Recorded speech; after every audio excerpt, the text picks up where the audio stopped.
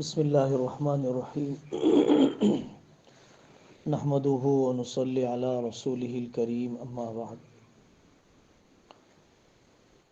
आप सब बहुत मुबारकबादी के काबिल हैं।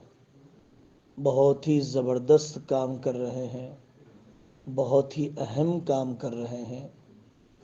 सिर्फ बुखारी पढ़ाना ही बड़ा काम नहीं है, मिशकात शरीफ पढ़ाना ही बड़ा काम नहीं है, बड़े मदरसे चलाना ही बड़ा काम नहीं है, बल्कि आप जिन देहातों को, जिन सरहदों को, जिन मुहाज़ों को संभाले हुए हैं, ये भी बड़ा काम है।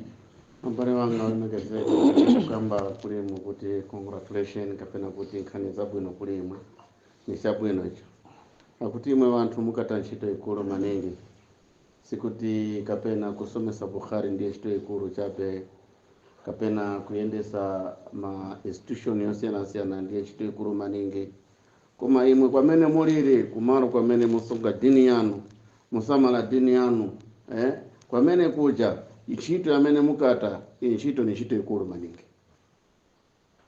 दूसरी बात यह है मेरे बुज़ुर्गों कि इल्म और अमल में क़नाअत नहीं आनी चाहिए। हम जितना पढ़ लिए हैं बहुत काफ़ी है, हम जितना अमल कर रहे हैं बहुत काफ़ी है। इस धोखे से हमें निकलना चाहिए। Abale wanga kuti mukuphunzira maphunziro ya elimu kapena mukugwira zintchito sitifuna kukhala okhutira chabe kuti ife ngati taphunzira kuti zantaphunzira zamenezi basi tankhaza okhutira nazo iyayi kapena ntchito yamene takata yamene ija basi takhutira pa ntchito yamene ija takamba kuti ntchito niyokwanira ichi sitifunika iyayi. इलाके में पाए जाने वाले फितने हैं, उन फितनों से मुताल्लिक़ गहरा मुताला होगा तो गहरी रहबरी भी होगी। akuti mujammalo amene tinkhala mumapezeka mayesero yosiyanasiyana, ndiye ayo mayesero kuziteteza tifunika kuti tiverenge kapena tistade mabuku kwambiri tingere dipi mkati. सलफ़ियत का अगर फितना फैल रहा है तो हमें मालूम होना चाहिए कि चारों इमामों की फ़िक़्ह क्या है और सलफ़ियत के नुक्ते नज़र में क्या गुमराही है। Abale wanga esa fotokoza tingati munga fitina ya salafi waliko masalafi na weve walina mayesero yao, so ife tufunika kuziva kuti iyi fitina yao ichokera pati, tifunika kuziva kuti ni chanja amene tifunika kuti tiziteteze kuli masalafi. Ahmad दीदात रहमतुल्लाहि अलैह इसी south Africa के थे। एक चैलेंज, एक आदमी को देखा ईसाइयत की दावत देते हुए, चैलेंज को कबूल किया, ज़िंदगी खपा दी, बाइबल को पढ़ा, दसियों लोगों के इस्लाम का ज़रिया बन गए।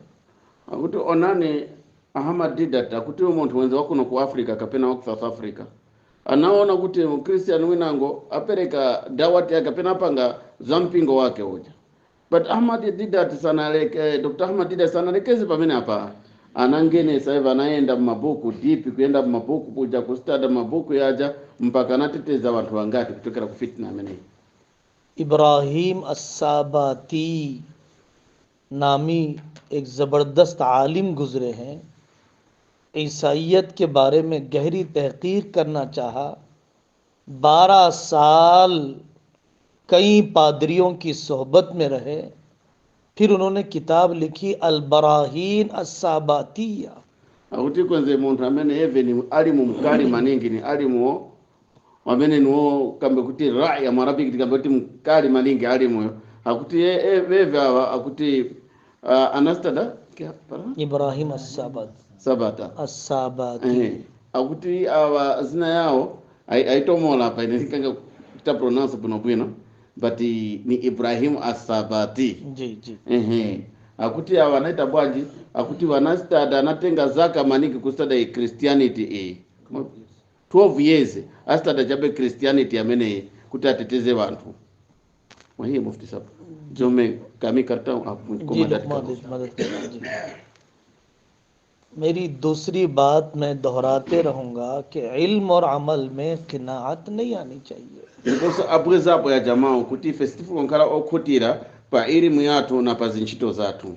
अगर आम मुसल्ली भी सिर्फ फजर और सुन्नतें पढ़ते हैं और हम भी सिर्फ फजर और सुन्नत पढ़ते हैं तो हमने कायद और इमाम होने का हक अदा नहीं किया। तहज्जुद नहीं छूटनी चाहिए, इशराक अवाबिन नहीं छूटनी चाहिए, अपनी यौमिया तिलावत की मिकदार नहीं छूटनी चाहिए। apa aisa tifotokozera kuti ngati munthu chabe apemphera fajari kapena na masunati yake olo kapena ife tipemphera fajari na masunati yake ichitanthauza kuti tikhutire pamene apo titanthauza kuti tifunika kuti se tisiye matahajudi yathu, tisiye machane awabini yathu, tisiye kapena masalati yathu yaja yapatera, tifunika kuchita masalati yathu yapatera yaja। खुद मौलाना गुलाम साहब अस्तानवी दाम बरकातुह में इतने बड़े आदमी हैं, वो फरमाते हैं कि हम उलमा कुरान पढ़ाते तो हैं, पढ़ते नहीं हैं। ndiponso akuti ashewe nango afotokoza kuti ife maulama timaphunzitsa Qur'an koma sitimasoma ife। अभी कुछ दिन पहले शेख ज़करिया साहब रहमतुल्लाह अलैह के एक खलीफा इस्माइल दाद साहब रहमतुल्लाह अलैह का मदीना मुनव्वरा में इंतकाल हुआ। रोज़ाना 40 पारे पढ़ने का मामूल था। Allahu Akbar। afotokoza kuti kwenze Sheikh Zakaria tiwaziwonsanani pafazaira amali जी manja khalifa wao wa Ismail akuti awa anamwalira kuja ku Madina ndiponso akuti veve nthawi zonse enzoverenga Qurani every day 40 spara every day ezoverenga Qurani 40 spara every day। अभी करीब में ही इंतकाल हुआ। atanafa manje manje hapa हज़रत मौलाना मुनीर साहब कालीना रहमतुल्लाह अलैह, उनका रोज़ाना अपने शागिर्दों के साथ जलसों के साथ 11 पारे पढ़ने का मामूल था। akuti afotokoza shewe nangu hapa kuti nawo nthawi zonse chabe enzoverenga pawuzi na mastudenti wawo enzokuverenga 11 spara 11 spara enzokukwanisa kuverenga 11 spara। देखिए, गुर्बत से ज़्यादा फुर्सत ने इंसानों को तबाह किया है, फ़कीरी से ज़्यादा। मैंने anaononga watu not poverty koma iri nthawi chamene chinaononga wanthu si umphawi yayi koma ni nthawi ya free amene amapeza waja wanthu। जब तक आप अपने बड़ों के पास जाते रहेंगे तो इल्म की आगे की सतह, अमल की आगे की सतह आपके सामने आती रहेगी। akuti pamene ise tizaenda kula akulu wathu elimu yathu izaenda pasogolo ndiponso zintchito zathu so tizaenda pasogolo। और अपने ही गांव, अपनी ही मस्जिद में रहेंगे, अपने अमल को बहुत समझेंगे। akuti ngati zangala m'masjidi yathu amene muja ndi tizamvera zintchito zathu zija। आपने कुरान पढ़ लिया, अब तफसीर पढ़ने का मामूल बनाइए। akuti ife tinasoma Qur'an manje tiyambe kusoma tafsiri tipunkhale na ntchito yosoma tafsiri manje। आपने हदीस पढ़ लिया, अब तारीख पढ़ने का मामूल बनाइए। akuti ife tinasoma mahadisi manje tinkhale osoma mbiri manje। इलाके में आपने नाज़रा मुकम्मल करवा दिया, अब दीनी ज़िंदगी, मुआशरती ज़िंदगी सिखाने के लिए मुताला कीजिए। akuti manje ife tinasira yathu tinasiriza mmuzi mwathu so manje tiite bwanje tiyambe kuphunzitsa chani dini yathu manje kuti iyende pasogolo oye tiyambe kuphunzitsa dini yathu। देखिए, गांव में रहना बुरा नहीं है, kunkhala mmuzi si chinthu choyipa yayi गाफिल रहना बुरा है। koma kunkhala wosula kapena chisako nzeru ndiye chinthu choyipa। दुनिया के ज़बरदस्त मुहक्किक उलमा गांव के रहने वाले थे। akuti wanthu aja amene vevi maulama amene wokuti niwokosa pano pa dziko lapansi analunkhala m'mizi। शाम के छोटे छोटे गांव में बड़े बड़े मुहद्दिस पैदा हुए। akuti kuja ku Syria kapena ku Shamu kuja ti mumamizi ing'ono ing'ono muja munachoka maulama yakulu। मिस्र के तंता, कर्जा, छोटे छोटे गांव में बड़े बड़े मुफक्किर पैदा हुए। akuti ku Misiri kuja mumizi ing'ono ing'ono munachoka wanthu wankhawa wakulu। Saharanpur के छोटे छोटे गांव में मौलाना इलियास साहब का गांव, हजरत थानवी का गांव, इन छोटे गांव में बड़े बड़े मुजद्दिद पैदा हुए। akuti kuja ku Saharampur muchanechi mizi ya Saharampur ati onani kunachoka maulama futi yakulu monga maulana Ilyas sahabu monga maulana Ashraf Tanwi sahabu onsana choka mmizi ani maulama wakulu maningi तो गांव में रहना बुरा नहीं है, गाफिल रहना बुरा है। akuti kunkhala mmuzi si vuto yaye koma kunkhala osula kapena ochosera konzeru ndiye vuto गांव में रहने वाले को जो यकसुई होती है शहर वाले को नहीं होती है। akuti waja anthu amene ankhala mmuzi mogwirizana sangapezeke mtawuni mogwirizana iyayi Azamgarh के एक एक गांव में बड़े बड़े मुसन्निफ पैदा हुए। akuti ku Azamgara ati kunachoka musanifu walemba mabuku wakulu kuja Mustafa आजमी रहमतुल्लाह अलैह akamba zina Mustafa Zamir ये बड़े आदमी थे, एक गांव के रहने वाले थे। akuti anali munthu mukulu anachoka anakhala mmuzi imodzi तो गांव में रहना बुरा नहीं है, बेहिस रहना बुरा है। akuti kunkhala mmuzi si vuto iyayi koma kusula kunkhala osula ndiye vuto iyi आपको फिक्र होनी चाहिए अपने बातिन की इस्लाह की। akuti ife tifuna kukhala na nkhawa kuti tikonze zamkati mwathumu अगर मैं गुनाह के माहौल से दूर रहकर भी गुनाह के जज्बात मेरे दिल में हैं तो कितनी बड़ी बुराई है। akuti ngati ine ndinkhala kumalo kuja kuti kulibe chani kulibe koti sindingakwanisa kuchita machimo but mumtima muli kufuna machimo ndiye kuti ichi ndiye chinthu chovuta ichi एक बड़े बुजुर्ग हैं सलाउद्दीन सैफी साहब दाऊद बरकातुहुम, वो फरमाते हैं कि हिफ्ज पढ़ाने वाले उलमा नूर में डूबे हुए हैं, बस गुनाह से बचने का एहतमाम कर ले। akuti fotokoza shehe akulu akuti wajama ulamazi amene asomesa hifzi vevi wali mkati mwanyale so afuna kuti wewe chofunika kuli wewe nchokuti wewe aziteteze kuchokera ku uchimo कितने लोग मदीना में रहते हैं लेकिन ख्वाहिश करते हैं कि अमेरिका वालों की जिंदगी मिल जाती। akuti ni wanthu angati amene ankhala mmadina koma wewe zilakolako zawo afuna kuyenda kukhala kuti umoyo wakote wako Amerika और कितने लोग यूरोप में रहते हैं वो मदीना मक्का में मरना चाहते हैं। koma ni wanthu angati amene ankhala kuja ku Europe koma afuna kumwalira kuti afuna kufira kuti ku Madina आदमी अपने जिस्म के किबले पर नहीं मरेगा, आदमी अपने दिल के किबले पर मरेगा। akuti munthu sasa amwalira na thupi yake kuyang'ana ku thupi yake koma zamwalira kuyang'ana ku mtima wake फिर मैं यही बात दोहराऊंगा akuti कि afuna इल्म और kusema अमल में किनात नहीं आनी akuti चाहिए। sitifunika kukhala okhutira pa ilimu yathu amene tinayo kapena pa zintchito zathu zamene ife timapanga हजरत थानवी रहमतुल्लाह अलैह फरमाते हैं,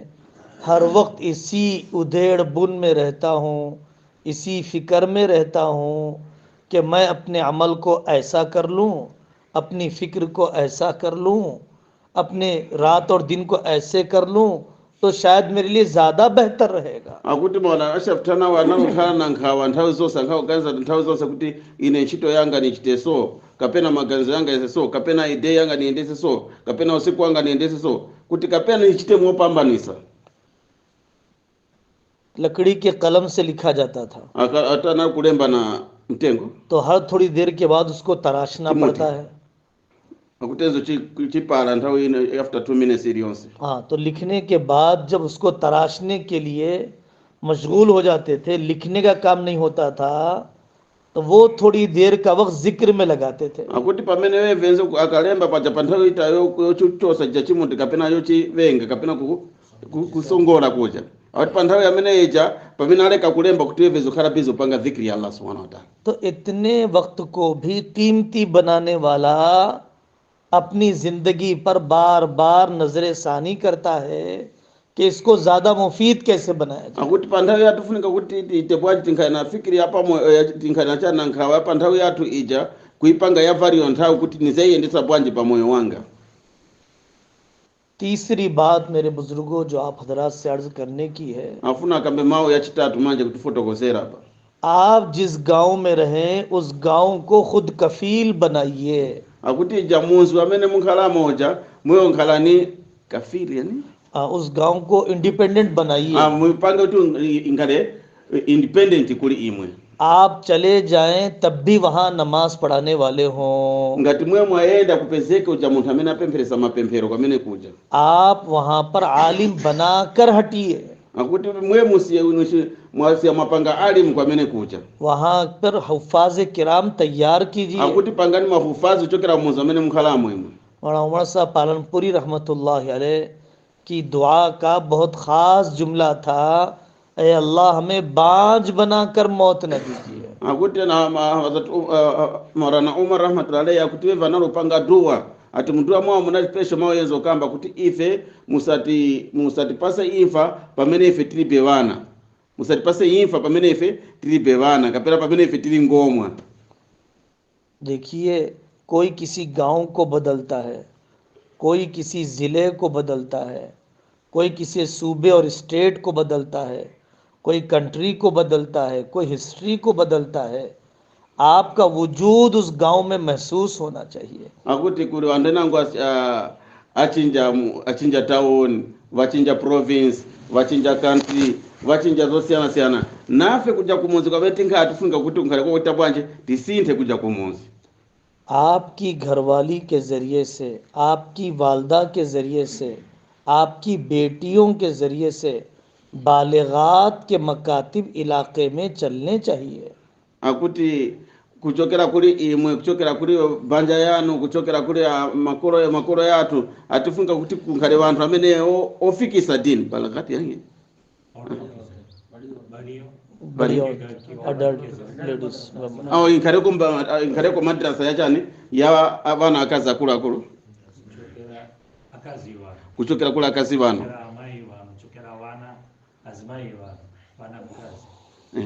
apa akuti kuchokera kuli banja yatu tanda kuti mkazi watu, kuchokera kuli amai watu, kuchokera kuli vana watu, kuchokechani kupangiwe madrasa yakulu. बहुत मेहनत करना पड़ता है शरई पर्दा जिंदा करने के लिए। akuti funiko kulimbikira kuti tibwerese chani cha shar'i, kuti tibwerese dini kuchani kumunzi watu kuti बहुत मेहनत करना पड़ता है एक बुरी आदत छुड़ाने के लिए। akuti pafunika nsembe kuti ife tisiye nkhalidwe yoyipa, pazafunika nsembe. बहुत मेहनत करना पड़ता है टूटे हुए खानदानों को जोड़ने के लिए। akuti pafunika nsembe kuti vaja mabanja yosiyana aja kuti kuyarete chani kuti kuyaretewe pamoja, arumikiziwe pamoja. बहुत मेहनत करना पड़ता है बीवी शोहर के झगड़ों को खत्म करने के लिए। akuti pafunika nsembe kuti mwamuna na mkazi ndeo yawo ijaisire kuti mwarumanika kuti mwankazike pamoja. अगर हम सिर्फ उजरत के लिए कर रहे हैं तो कोई इनकलाब नहीं आएगा। akuti ngati fe tichita iyi ntchito kuti sewa tipezepo malipiro palibe kusintha kulikonse kwamene kungaite bwanje kungabwere. अगर हम अज्र के लिए कर रहे हैं तभी इनकलाब आएगा। na ife tichita kuti peze malipiro futi kuzapezeka ndi kuti change izaita bwanje izabwera. ngati ife dafuna kuti peze malipiro kuchokera kuli Allah ndi kuti change izabwera. एक इलाके में सूद ब्याज हराम माल बहुत फैला हुआ है। akuti mtaoni inango munaloyenda interest maningi kuti kunakuenda vananochita malonda ya interest maningi mtaoni inango. ona corruption chipupupu zinalochitika maningi mtaoni inango. तो लोगों के अंदर मिजाज बनाना पड़ता है कि अल्लाह के दिए हो पर राजी हो जाइए, सबसे बड़े शुक्रगुजार बन जाएंगे। akuti vantu tifunga tiwasinthe mankhalidwe yawo kuti zamene Allah subhanahu wa ta'ala wapereka kuli wewe ankhaleta bwanji othokoza kuli Allah subhanahu wa ta'ala. हिर्स करने से मुकद्दर नहीं बढ़ता है। ati kunkhana chirako lako sitisintha zamene Allah anatilembera. खानदान जोड़ना एक बड़ी मेहनत है। ati kuguriza kukumaniza mabanja pamozi ichi ni nsembe, pamafunika nsembe hapa. अल्लाह ने दुनिया को बनाया आदम और हव्वा से। akuti Allah subhanahu wa ta'ala anapanga ino ziko la pansi pale Adam na Hazrat Hawa alayhi salatu wasalam. और सारे रिश्ते बनते हैं बीवी शोहर से। akuti family mapangika hapo kuchokera kule mkwamuna na mkazi.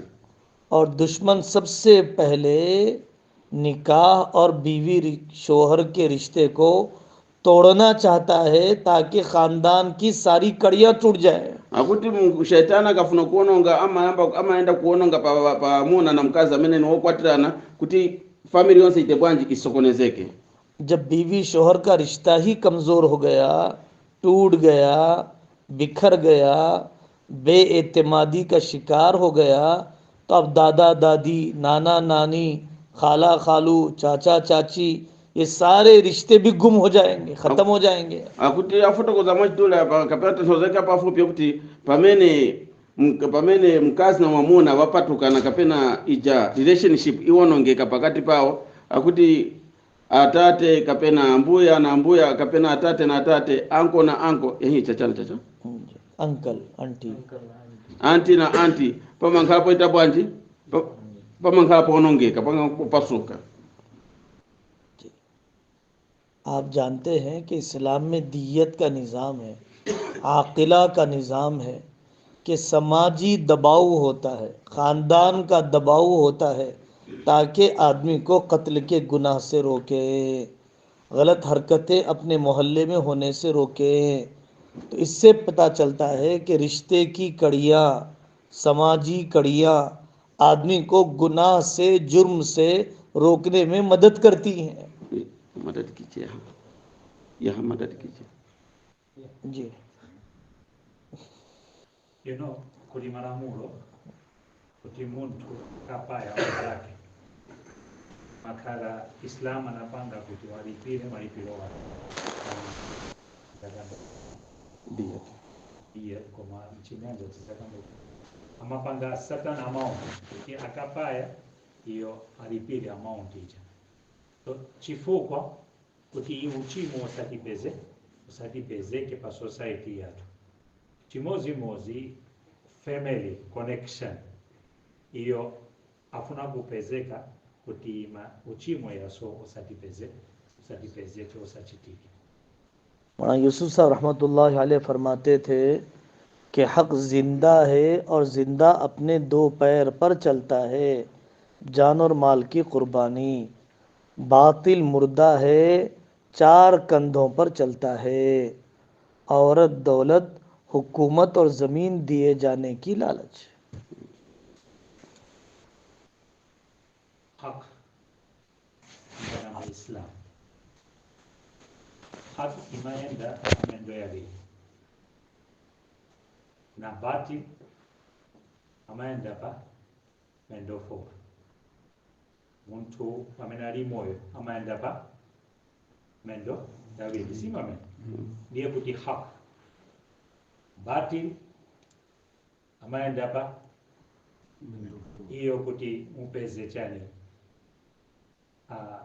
chuma mupeze zinthu zosiyana iyo ni kutonsa muntu amapanga scheme yosiyana kuti muntu atonseke iyo ni batil na batil monga ni kufa amaenda pa msana ngati 4 janaza amaya mulibana wantu ngati 4 iye kuti hak monga ni muntu ali moyo batil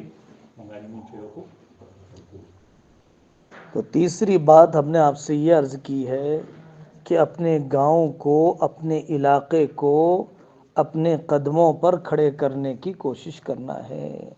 ndiye mao yanamba siratuza kuti muchani mwenzi watu kapena mara yatu tiaike chani tiaike pa mendo yatu। ऐसे कई उलमा हैं कि उन्होंने एक बच्चे को गांव से लेकर शहर के मदरसे में डाला akuti pale maulama ambira amena chosa wana kumunzi kwao no wangelesa madrasa mtauni और उसको उसकी पढ़ाई के मुकम्मल होने तक उसकी निगरानी की। akuti kupunzira kwake akamba kupunzira ama muyangana mpaka wasiliza kupunzira kwake उसके माँ बाप को भी संभाल कर रखा। ndipo sama samara futi ama atatewa na mai wao। तुर्की में मुस्तफ़ा कमाल अतातुर्क के ज़माने में जब पाबंदियां लगाई गई तो उलमा ने जाकर लोगों से लावारिस बच्चे मांगे, कमज़ोर बच्चे मांगे, बेआसरा बच्चे मांगे, यतीम बच्चे मांगे, उनको ले जाकर जंगलों में पढ़ाकर आलिम बनाया, घरों के तहखानों में बिठाकर आलिम बनाया। ऐसा फोटो कोza kanina nga kuturuki akuti kuja kutaki so kuja kutaki akuti pamene anapanga anaikama anakosesa malamulo so akutima ulama wanatenga wana kuwaja wana ukuti wali wiki na waja wana kuti ni wamasie anawatenga no yambo wapunzisa padera। so इन बच्चियों को लेकर इल्म की बुलंदियाँ, इल्म की गहराइयाँ सिखाई जा सकती हैं। हमारे पास कमज़ोर इलाक़ों से लड़कियों को लाकर लड़कियों के मदरसे में दाखिल कराकर उनको आलिमा बनाया जाता है, हाफिज़ा बनाया जाता है, मिसाली दाइया बनाया जाता है। ऐसा photo koza ti kumunzi wao na wewe futi kulotenga wana waja kuti wasika na kuti wali wiki waja kuwapanga futi alima kuwapanga futi madai wokosa bwino bwino alima okwanira bwino bwino. फिर उस आलिमा लड़की का निकाह अपने ही गांव में, अपने काबू के इलाकों में उसका निकाह करके फिर उसके ज़रिए से कोई मदरसा चलाया जाए, उसके इल्म को फिर आगे फैलाने का मंसूबा बनाया जाए। ऐसा हम काम करेंगे तभी गांव अपने पैरों पर खड़े होंगे। Mwaona afotokoza hapa kuti mwameno jamwana tamtenga bwino bwino tamu asiriza elimu yake ndipo tafuta kusiriza elimu yake tamutisa kwati wabwino ndipo uchokera kwamene kuli yevyoja timika madrasa ya bwino yokuti yevyoja mwana ita bwanji aendesa madrasa ichi. तबलीग से तलब पैदा होती है na kuti kufikisa kumafuna icha chilako lako. जी। अब आपके इलाके में चिल्ले वाले, 4 महीने वाले, सेरोज़ा वाले, 3 दिन वाले जब साथी बनते जाएंगे तो आपके हाथ पैर और मुआविन और मददगार साथी तैयार होंगे। akuti kuchokera ma 40 days kapena 4 months kapena ma 3 days waja vantu ngati vaenda vachoka ma 3 days yao wakabwera waja vantu ngati vaenda kuno nditi vazankara otandisa waja vantu. देखिए, शिकार अंधेरे में तीर नहीं छोड़ता है, निशाना बनाकर तीर छोड़ता है। Andere me waja wamenamaenda kupaya nyama, si riza huta yake sochabe kuwala maso ndima si ponia tiara amayangana bino bino koyamba then ama shooting mes sari gunwaenda ma chaya sochabe wenda bino bino ma taking ama point yake bino bino then ama shooting. So he says sotini ma hunter sitiponia huta sotiara. ऐसे ही आपको अपनी बस्ती में, अपने शागिर्दों में, अपने इलाके के ख़ानदानों में टारगेट बनाना चाहिए, निशाना बनाना चाहिए कि मैं इस ख़ानदान को इल्म के मैदान में, दावत के मैदान में, मुख्तलिफ दीन के मैदानों में आगे बढ़ा सकता हूँ। so kutikaenda kumuzikwata kujatiangani mafamilies amene ayi nopanga target kuti apati iyi family iyi kuchokera ku ilimu yaso ningaendese paso vangafike pasogoro paso valikwaja ndotana chilako lako tivazivaseka pamene wajatapanga target tingasinthe umwoyo wawo kuti angaite futi pachani angaite futi pasogoro. कामयाब दाई वो होता है जो अपनी कौम के अफराद की सलाहियतों को जांच लेता है, भांप लेता है, पहचान लेता है। ये खालिद बिन वलीद बनेगा, ये अबू हुरैरा बनेंगे, ये अब्दुल्लाह बिन मसऊद बनेंगे, ये अबू बैतुल जर्राह बनेंगे। कामयाब दाई वो होता है, कामयाब मुअल्लिम वो होता है जो अपने शागिर्दों की सलाहियतों को जानता है। akuti uja muallimu amene yeve afuna kunkhala oita bwanji opambana ni uja amene amaziwa ma student yake amaziwa vantu vake kuti uyu angakhale Khalid ibn Walid, uyu angakhale Abu Huraira, uyu angakhale masahaba usiyana tingaone masifati ya masahaba tingayangana mwenzo kali ya masahaba then akuti uja amene yeve afuna kupambana asakwanisa kuita bwanji kuwaziwa timaziwa vino ma classes yathu yamene tina kuti uyu angakwanisa kupereka bayani, uyu angakwanisa kuita chaso, uyu angakwanisa kuita chaso, so yamene yaja ma talent yawo yaja tifunika kuita bwanji kuyaendesa pasogoro. बारिश बरसती है, ज़मीन की सलाहियतें निखर जाती है। दीन का इल्म जब आता है तो इंसानों की सलाहियतें निखर जाती है। akuti pamene mvula imalokwa pamaoneka panthaka pamaoneka kuti nthaka izameresa apa chimozimozi na ife pa madrasa yathu tifunika kuti pamene ilimu iseruka, pamene ilimu ibwera ndizaziwa kuti uyu mu field yake kapena uyu pa ground yaso ali bwino kapena pa njiraso ali bwino pa njiraso ali bwino. आपकी कमाई तनख्वाह नहीं है, बिल्डिंगें नहीं हैं, गाड़ियाँ नहीं हैं। आपकी कमाई वो शागिर्द हैं जो आपने तैयार की है। akuti imwe shito yanu kapena kuti shito yanu si building yayi kapena ku yayi kapena gari moto yayi koma shito yanu mwene chani ni uja mwana wamene mweta bwanji mwakuanza wamene wayimirira chifukwa cha अल्लाह ताला हम सबको सही इल्म अमल की तौफीक अता फरमाए। व आखिर दावाना अनिल हम्दुलिल्लाहि रब्बिल आलमीन।